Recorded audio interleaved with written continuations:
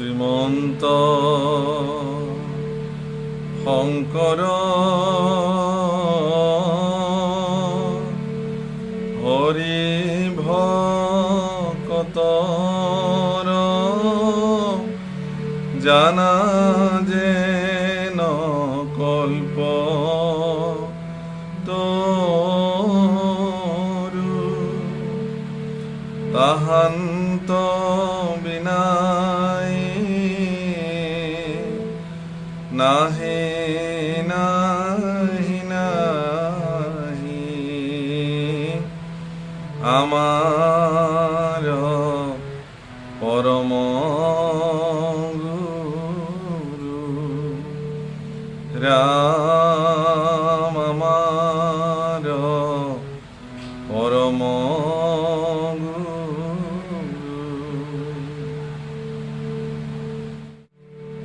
হে ৰাম ৰাম ঋষি শৌনকৰ প্ৰশ্ন মনোহৰ শুনি সুতে কৈবে লৈ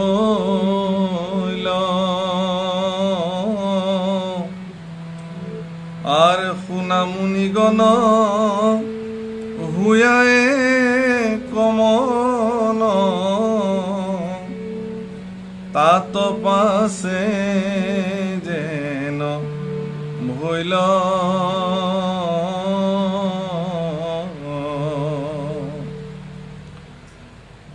আর শুক দেৱতাৰ বাক্য সাৰোদ্ধাৰ শুনি ৰাজা পৰীক্ষিত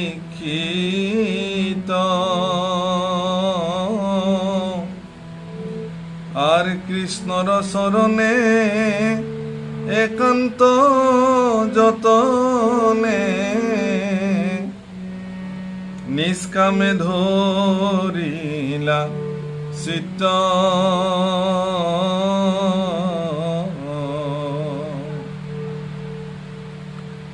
আৰ ভাৰ্যা পুত্ৰ ধন শৰীৰ স্বজন ৰাজ্য আদি আন যত ও সবাৰ মমত এৰিয়া শুকত পুছিলাই ঈশ্বৰ তত্ত্ব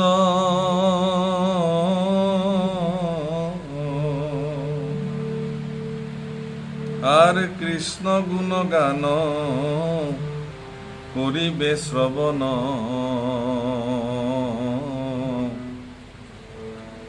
হৈ গৈলা শ্ৰদ্ধায়ু দয়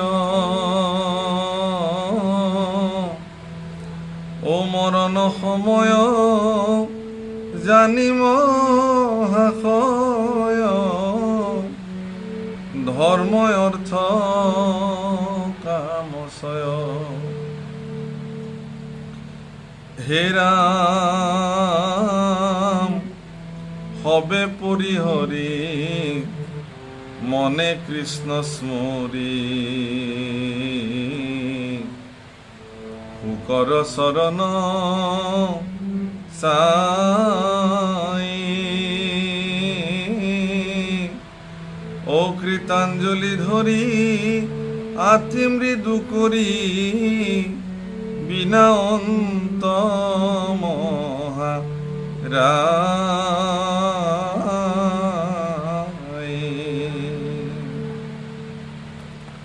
বাপসকল আইসকল সকলোৰে প্ৰতি সশ্ৰদ্ধ প্ৰণিপাত আৰু এই অনুষ্ঠানলৈকে স্বাগতম জনাইছোঁ।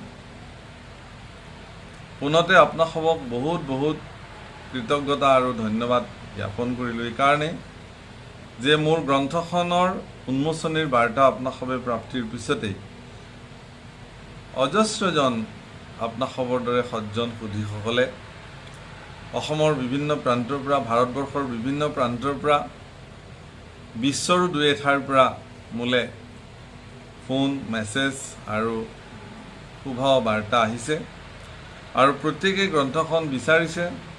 কিন্তু আপোনালোকে জানে এতিয়া বৈশ্বিক মহামাৰী কৰোনাৰ কাৰণে সমগ্ৰ পৃথিৱীতে এতিয়া এক বিশেষ পৰিস্থিতি আৰু গুৱাহাটীতো আজিৰ পৰা এটা লকডাউন পৰিৱেশ আৰম্ভ হৈ গৈছে। কাইলৈ ৰাতি 12 বজাৰ পৰা সম্পূৰ্ণ লকডাউন আৰম্ভ হ'ব। গতিকে 14 দিন লকডাউনৰ অন্তত আপোনালোকে প্ৰেৰণ কৰা সেই ঠিকনাসমূহত কুৰিয়াৰ যোগে হওক বা স্পীড পোষ্ট জৰিয়তে হওক মই আপোনালোকৰ নিৰ্দিষ্ট স্থানত এই কিতাপসমূহ মোৰ গ্ৰন্থখিনি প্ৰেৰণ কৰিবৰ কাৰণে যত্ন কৰিম। আপোনালোক সকলোৰে পুনৰ শুভাশীষ বিচাৰিলোঁ আৰু আমি এতিয়া মূল ভাগৱতলৈ যাম। অতি সুন্দৰ আজি ভাগৱতৰ কথা। ইয়াত কোৱা হৈছে যে ঋষি শৌনক প্ৰমুখে যিসকল অন্যান্য ঋষিয়ে মহামুনি সূতক প্ৰশ্ন কৰিছে, মহামুনি সূতক কৈছে যে হে গুৰুদেৱ, তোমাৰ এই যিবোৰ কথা আমি শুনিলোঁ যে পৰীক্ষিতক আপুনি উত্তৰ বা পৰীক্ষিতক মহামুনি শুকে যি উত্তৰ দিছিলে মৃত্যুমুখী লোকৰ কি কাম, আৰু সেই সম্পৰ্কে শুকদেৱে পৰীক্ষিতক কি কৈছিলে সেই কথা তুমি আমাক ক'লা। কিন্তু এতিয়া আমি জানিব খুজিছোঁ যে ইয়াৰ পিছৰ পৰিঘটনা কি হ'ল সেই সম্পৰ্কে আমাৰ জানিবলৈ মন গৈছে। গতিকে এনে সুন্দৰ আৰু মনোহৰ প্ৰশ্ন শুনি মহামুনি সূতে তেওঁলোকক কৈছে যে শুনা, ইয়াৰ পিছত কি হ'ল। তো ইয়াৰ পিছত কি হৈছে যে মহামুনি শুকদেৱৰ কথা শুনাৰ পিছত মহাৰাজ পৰীক্ষিতে কৃষ্ণৰ চৰণত একান্ত চিত্তে নিষ্কামভাৱে ভকতি কৰিবলৈ আৰম্ভ কৰিলে। কোনজন পৰীক্ষিত? যিজন পৰীক্ষিতে ইতিমধ্যে ভাৰ্যা পুত্ৰ ধন জন শৰীৰ স্বজন ৰাজ্য সমস্ত পৰিত্যাগ কৰিছে। নিজৰ শৰীৰৰ প্ৰতি থকা যিখন মোহ সেয়াও পৰীক্ষিত মহাৰাজে পৰিত্যাগ কৰিছে। কৰি তেওঁ ঈশ্বৰ তত্ত্ব অনুভৱ কৰিবৰ কাৰণে যত্ন কৰিলে আৰু লগে লগে তেওঁৰ মনত ঈশ্বৰৰ প্ৰতি যি পৰম শ্ৰদ্ধা সেই শ্ৰদ্ধা ভাৱনাৰ উদয় হৈ গ'ল। প্ৰভুকল সূৰ্য যেনেকৈ উদিত হ'লে সমস্ত অন্ধকাৰবিলাক পৃথিৱীৰ পৰা আঁতৰি পলায়, ঠিক তেনেকৈ কৃষ্ণ সূৰ্য ভগৱানৰ প্ৰতি ভক্তিৰ সূৰ্য যদি আমাৰ হৃদয়বিলাকত উদিত হয় তেতিয়াহ'লে আমাৰ মনৰ সেই মলিনতাবিলাক আঁতৰ হৈ যায়। এজন কৃষ্ণ ভক্তিৰে সিক্ত লোক যাৰ হৃদয়ত কৃষ্ণৰ প্ৰতি ভাৱনা কৃষ্ণৰ প্ৰতি ভক্তি জাগ্ৰত হৈ থাকে, তেতিয়া দেখিব যে সেই মানুহজনৰ মন মানসিকতাত কোনো কলুষতা নাথাকে। তেওঁ এটা স্বচ্ছ আৰু নিৰ্মল মনৰ গৰাকীলৈ ৰূপান্তৰ হৈ যায়। তেওঁৰ লগত আপোনাৰ কথা পাতি ভাল লাগিব, তেওঁৰ সমীপত থাকি ভাল লাগিব, তেওঁৰ লগত কিছু কথা আলাপ কৰিবলৈ আপোনাৰ মন যাব, তেওঁক এবাৰ ওচৰৰ পৰা চাবলৈ আপোনাৰ মন যাব। এয়া হ'ল কৃষ্ণ কথাৰ মহিমা। গতিকে এই যিটো শ্ৰদ্ধাভাৱৰ হৃদয়ত উৎপন্ন হয় মানুহৰ, সেইটো ঈশ্বৰৰ কৃপাত হয় আৰু মানুহৰ যত্নৰ ফলতো হয়। পৰীক্ষিতে যত্ন কৰিলে, এনেকুৱা সাংঘাতিক যত্ন কৰিলে যে এই কৃষ্ণ ভাৱনাৰ উদয় কৰিবৰ কাৰণে মহাৰাজ পৰীক্ষিতে পৰম শক্তিশালী তেওঁৰ যি ক্ষমতা সেই ক্ষমতাক তেওঁ পৰিত্যাগ কৰিছে, ৰাজ্যভাৰ পৰিত্যাগ কৰিছে, নিজৰ পুত্ৰ ভাৰ্যা সকলোকে পৰিত্যাগ কৰি তেওঁ কৃষ্ণ ভাৱনাৰে এতিয়া সিক্ত হৈছে আৰু তেওঁৰ মনত তেওঁৰ ভাৱনাত সেই কৃষ্ণ কথা উদিত হৈছে। আৰু মৰণৰ সময়ত অৰ্থাৎ তেওঁৰ মৃত্যুৰ সময়ত তেওঁ আনকি ধৰ্ম অৰ্থ কাম মোক্ষ আদি চাৰি পুৰুষাৰ্থকো তেওঁ পাহৰি পেলাইছে।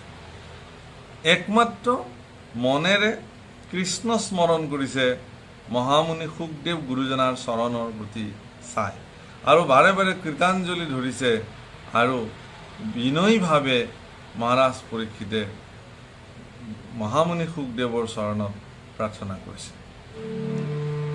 হে ৰাম ৰাম, ধন্য মুনিবৰ তোমাৰ উত্তৰ, ও সাক্ষাতে পালো প্ৰমাণ,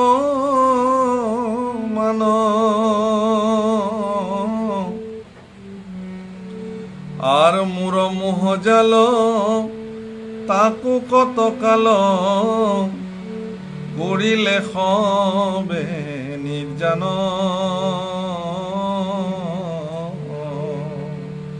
অত্যন্ত বিনয়ীভাৱে সুখদেৱ গুৰুৰ চৰণত প্ৰণিপাত কৰি মহাৰাজ পৰীক্ষিতে কান্দি কান্দি ক'লে, হে গুৰুদেৱ, তোমাৰ যিটো উত্তৰ পালোঁ মই মৃত্যুমুখীলৈকে কি কৰিব লাগে, আৰু সেই কামখিনি কৰি মই ইয়াৰ তৎকালভাৱে মই মোৰ জীৱনৰ সকলো মোহমায়া পৰিত্যাগ কৰিব পাৰিলোঁ আৰু সকলো মায়াৰ পৰা মই মুক্তি পালোঁ, নিৰ্জান হ'ল মোৰ। হে ৰাম গুৰু কৃপাময় আৰু অৰ্থ সয় আৰ জানিবা কমুৰ মন, আৰ ইতু বিশ্বখান প্ৰভু নাৰায়ণ জিমতে কৰা সৃজন। হে গুৰুদেৱ, হে কৃপা, মই এতিয়া এই অৰ্থ জানিব খুজিছোঁ তোমাৰ কৃপা কি, যে এই বিৰাট বিশ্ব ব্ৰহ্মাণ্ডখন প্ৰভু ভগৱন্তই কি ধৰণে সৃষ্টি কৰে। এয়া মহাৰাজ পৰীক্ষিতে সুধিছে। মৃত্যুমুখী পৰীক্ষিতে কৃষ্ণ ভাৱনাৰে সিক্ত হোৱাৰ পিছত তেওঁৰ জীৱনৰ সৰ্বস্ব মায়া মমতা পৰিত্যাগ কৰাৰ পিছত মহামুনি সুখদেৱৰ চৰণত প্ৰণিপাত জনাই পৰীক্ষিতে সুধিছে যে এই বিশাল বিশ্ব ব্ৰহ্মাণ্ডখন ঈশ্বৰ পুৰুষে কেনেকৈ নিৰ্মাণ কৰে। মোৰ এই সময়ত এই কথাটো জানিবলৈ মন গৈছে। আর জিমতে পালন্ত পুনু সংহারন্ত, আর যি খব মূর্তিক ধরি, আর শিখব সংশয় সে দিবে লাগয়, গুরু মুখ কৃপা কৰি। শিখব সংশয় চেদিবে লাগয়, কোনবিলাক যে কি ধৰণে এই বিশ্বব্ৰহ্মাণ্ডখন সৃষ্টি কৰে, কি ধৰণে এইখন বিশ্বব্ৰহ্মাণ্ড তেওঁ পালন কৰে, আৰু কি ধৰণে এই বিশ্বব্ৰহ্মাণ্ডখনক এটা সময়ত সংহাৰ কৰে, প্ৰলয় কৰে, এই সকলো কথা মোৰ জানিবলৈ মন গৈছে। হে ৰাম আৰ ভাগ্য আছে যাত মৰণ বেলাত, পাইলহু তোমাক লাগ, আৰ বুলিতে বচন জুৰয় নয়ন, মৌন ৰৈলা মহাভাগ।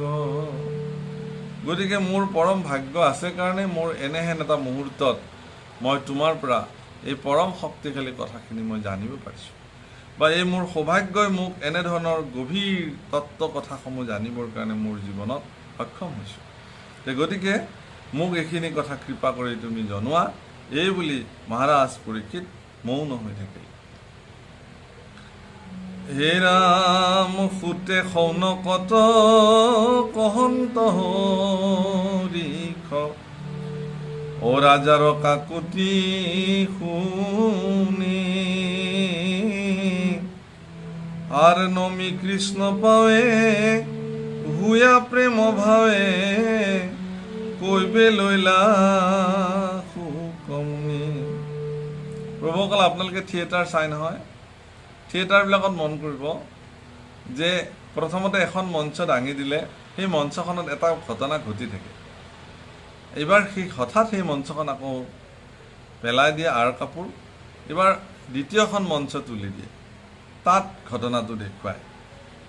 কেতিয়াবা কি কৰে, দুখন মঞ্চই তুলি দিয়ে, একেলগে দেখুৱাই দিয়ে। ইয়াতো আপোনালোকে মন কৰিব যে দুখন মঞ্চ দুটা ধৰণে কথা চলি আছে। এখন মঞ্চ প্ৰথম দাঙি দিয়াৰ লগে লগে আপোনালোকে দেখিলে ঋষি সৌনকৰ প্ৰশ্ন মনোহৰ শুনি সুতে কৈবে লৈলা, যে যিখন মঞ্চ আজি প্ৰথম দাঙি দিলে আঁৰ কাপোৰ, তাত দেখিলে যে সৌনক প্ৰমুখে 28,000 ঋষিৰ আগত মহামুনি সুতে কথা কৈ আছে।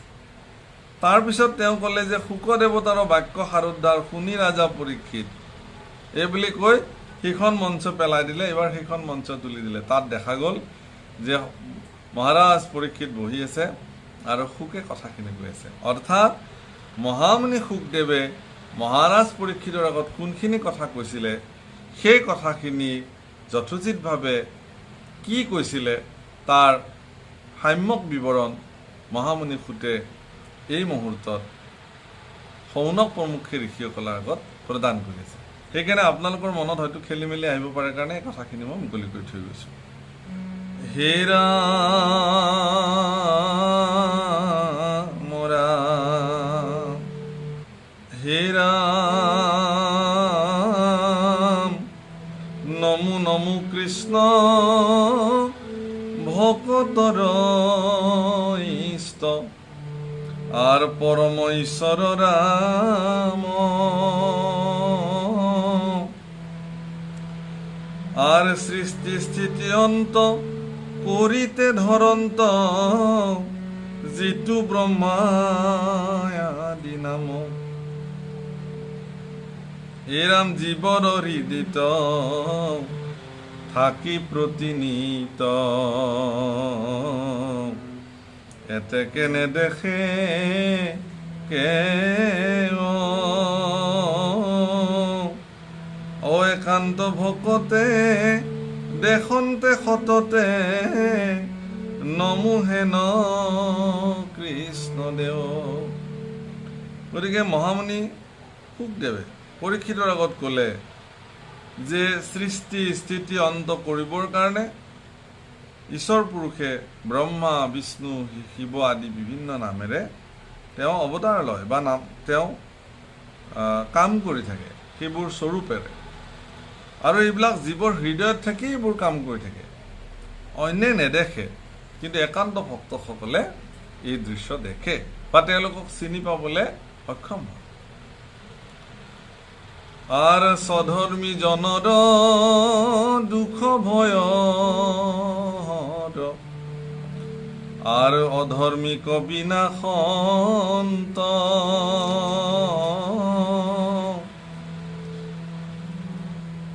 আৰ জ্ঞানীৰ জ্ঞানক যিটো বিধায়ক নমোহেন ভগৱন্ত, আৰ নমো দামোদৰ ভকত জনৰ পালক কৃপা সাগৰ, ও যাহাৰ পদক স্বপ্নতো নেদেখে ভকতি হৰহিত নৰ। স্বধৰ্মীসকলক ৰক্ষা কৰে, অৰ্থাৎ ধৰ্ম ধাৰণ কৰাসকলক ৰক্ষা কৰে, বিধৰ্মীসকলক নাশ কৰে, আৰু জ্ঞানীৰ জ্ঞানক যিটো বিধায়ক নমোহেন ভগৱন্ত, অৰ্থাৎ জ্ঞানীসকলৰ জ্ঞানক যিজনে সৃষ্টি কৰে সমাহিত কৰে তেওঁক প্ৰণাম জনাইছে গুৰুদেৱ শুকে। হে দামোদৰ, হে ভকতজনৰ কৃপাৰ সাগৰ পালক, তোমাৰ প্ৰতি মানে সশ্ৰদ্ধ প্ৰণিপাত, যাৰ পদক স্বপ্নতো নেদেখে ভকতি ৰহিত নৰ, ভকতিবিহীন নৰে এইজন ঈশ্বৰ কৃষ্ণৰ চৰণ কেতিয়াও নেদেখে। অৰ্থাৎ মহামুনি শুকদেৱে পৰীক্ষিত প্ৰমুখ্যে তাত থকা সমস্ত ঋষিসকলক এটা কথা বাৰে বাৰে কৈছে, সেইটো হ'ল যে ভকতি কৰিবই লাগিব, ভকতিৰে হৃদয়সমূহ সিক্ত কৰিবই লাগিব। ভকতি নকৰিলে বা ভকতিৰে জীৱন সিক্ত নকৰিলে বা ভকতিক যদি জীৱনত উদিত নকৰে তেতিয়াহ'লে তেওঁ কৃষ্ণৰ অনুভৱ কেতিয়াও কৰিব নোৱাৰে।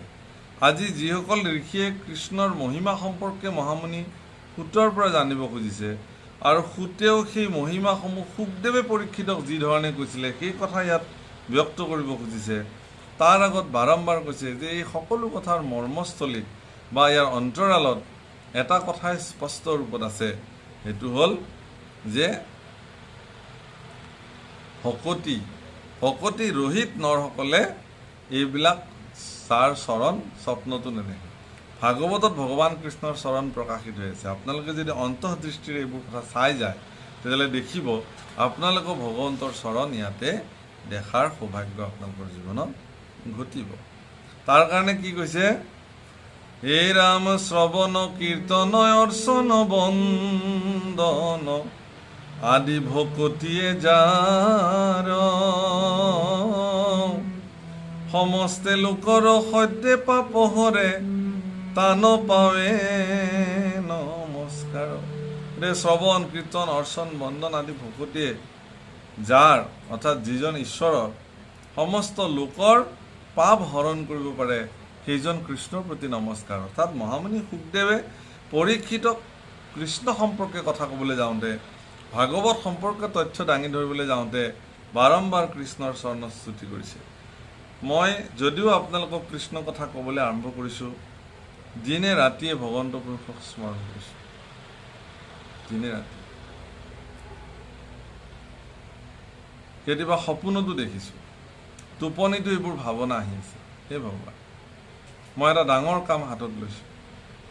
যদি তুমি মোৰ কণ্ঠত স্থিতি নোহোৱা, তুমি যদি মোৰ মন মগজুত যদি তুমি থিতাপি নোলোৱা, তেতিয়াহ'লে তোমাৰ গুণ স্বৰূপাৰ্থত সেইটো গাবৰ কাৰণে হয়তো মই সক্ষম নহওঁ।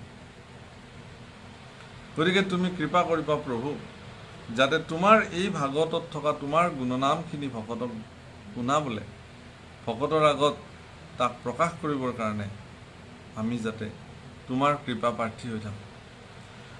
আপোনাক সবকো মই আজি প্ৰাৰ্থনা কৰিম। প্ৰাৰ্থনা এইটোৱে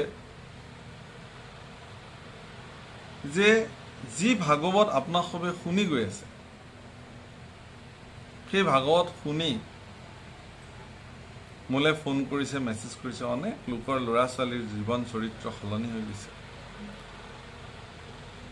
খুব সুন্দৰকৈ আজি তেওঁলোকে কমেণ্ট লিখিছে, মোৰ খুব ভাল লাগিছে।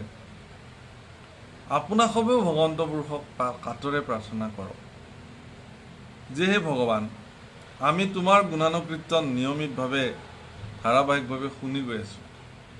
এই কথা শ্ৰৱণৰ মাজতে যেন আমি তোমাৰ চৰণ দৰ্শন কৰাৰ সুযোগ পাওঁ। আপোনালোকৰ প্ৰাৰ্থনা ভগৱন্তই স্বীকাৰ কৰক আৰু আপোনালোকক ভগৱন্ত পুৰুষৰ চৰণ ভগৱন্তই আপোনালোকক দৰ্শন কৰক। ভগৱন্তৰ কৃপাৰে আপোনালোক সমৃদ্ধ হৈ পৰক। এই কৃষ্ণ কথাই আপোনালোক প্ৰতিটো পৰিয়ালত সকলো অপায় অমংগল দূৰতে বিদূৰ কৰি পেলাওক। মনৰ যত মল অশান্তি সকলো দূৰ হৈ যাওক। ৰুগ্ন শৰীৰ নিৰোগী হৈ যাওক। পৰম শক্তিৰে আপোনালোক শক্তিবন্ত হৈ পৰক। সেই প্ৰাৰ্থনা সদায় কৰিছোঁ। আৰু আজিও শ্ৰৱণ কীৰ্তন অৰ্চন বন্দন আদি ভকতি ইয়াত কৈছে এই কথাটো যে শ্ৰৱণ কীৰ্তন অৰ্চন বন্দন আদি ভকতিয়ে সমস্ত লোকৰ পাপ হৰণ কৰিব পাৰে। যাৰ এইসমূহ গুণনাম লীলাসমূহ ভাগৱতত উল্লেখ থকা ভগৱন্তৰ লীলাসমূহ শ্ৰৱণ কীৰ্তন অৰ্চন বন্দনৰ জৰিয়তে, বিশেষভাৱে শ্ৰৱণ কীৰ্তনৰ জৰিয়তে যদি আমি গাবলৈ আৰম্ভ কৰোঁ, শুনিবলৈ আৰম্ভ কৰোঁ, তাহলে আমাৰ জীৱনৰো সমস্ত পাপ হৰণ হ'ব। আৰু এই পাপ হৰণ কৰোঁতা অৰ্থাৎ মহাপুৰুষে একেনে নামঘোষাত লিখিছে, নজানুহু আবাহন নজানুহু বিসৰ্জন পূজা মন্ত্ৰ নজানো কিঞ্চিত এতেকে পৰমেশ্বৰ দাস ভৈলো চৰণৰ মূৰ গতি সাধিবে উচিত। গতিকে মই যিহেতু পূজাও নাজানো, মন্ত্ৰও নাজানো, আবাহন নাজানো, বিসৰ্জন আবাহনম নজানামি বিসৰ্জনম, আবাহন নাজানো, বিসৰ্জন নাজানো। তম গতি পৰমেশ্বৰ পিছৰ বাক্যত লিখিছে তম গতি, যে যেন জোৱাই কৰিও ক। অৰ্থাৎ ভগৱানৰ প্ৰতি প্ৰাৰ্থনাটো হ'ব লাগে কি, আজি মই যদি এজন মেট্ৰিক পাছ কৰা মানুহ হওঁ আৰু মই যদি এটা পোষ্ট গ্ৰেজুৱেটেড বা ৰাজপত্ৰিত পদ এটাত যদি মই চাকৰিৰ কাৰণে আবেদন কৰোঁ, তেতিয়াহ'লে এইটো এটা হাস্যকৰ কথা হ'ব।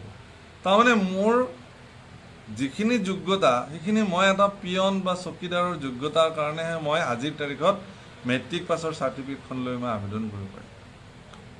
গতিকে এটা ৰাজপত্ৰিত পদ এটাত, পোষ্ট গ্ৰেজুৱেটেড পোষ্ট এটাত মই এপ্লাই কৰিবৰ কাৰণে সেইখিনি যোগ্যতাও মই অৰ্জন কৰিব লাগিব। এয়া হ'ল আমাৰ বিষয়ৰ কথা। কিন্তু ভগৱন্ত পুৰুষক ভজনা কৰিবৰ কাৰণে আপুনি কি কোৱালিফিকেশ্যন অৰ্জন কৰিব লাগিব, আপোনাক কি অৰ্হতাৰে আপুনি অৰ্হতা সম্পন্ন লোক হ'ব লাগিব, তাৰো কথা ভাগৱতত কিন্তু কৈছে। ইয়াত আপুনি পোষ্ট গ্ৰেজুৱেটেড পাৰ্চন হয়নে নহয়, আপুনি কিমান শিক্ষিত, আপোনাৰ কিমান অৰ্হতা আছে, শৈক্ষিক অৰ্হতাই হওক, কাৰ্যকৰী অৰ্হতাই হওক, কি আছে কি নাই, সেয়া ভগৱানৰ দৃষ্টিত নহয়। ভগৱানৰ দৃষ্টিত আপুনি তেওঁৰ কৃপাপাত্ৰৰ প্ৰথম শাৰীৰ এগৰাকী ভক্ত হিচাপে নিৰ্মাণ হ'বৰ কাৰণে মই আশা কৰিম নহয়, মই ভাবোঁৱেই যে আপোনাসৱ যিসকলে আজি একান্ত চিত্তে ভাগৱত কথা শুনি আছে, আপোনাসৱ আটাইখিনিয়ে ঈশ্বৰৰ কৃপা পাত্ৰীৰ প্ৰথম শাৰীৰ ভকত আপোনালোক, ফাৰ্ষ্ট মানে লিষ্টতে আপোনালোক আছে। আৰু মই আপোনালোকৰ আটাইতকৈ পিছত থকা এগৰাকী সেৱক। আপোনালোকৰ পদধূলিবিলাক যাতে মোৰ তাতে আহি থাকে, তেনেকুৱা। তো এয়া মোৰ যোগ্যতা।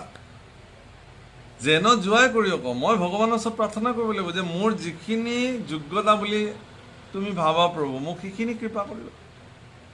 মই যদি তোমাৰ নিৰন্তৰ সেৱা কৰিছোঁ, তেতিয়াহ'লে মোক সিমান পৰিমাণে কৃপা কৰিবা। মই যদি 24 ঘণ্টাই যদি কেৱল মই বিষয়ৰ কথাই মোৰ কথা ভাবি থাকোঁ, ঈশ্বৰৰ কথা নাভাবোঁ, তেতিয়াহ'লে ঈশ্বৰৰো মোৰ কথা ভাবিবলৈ নাই।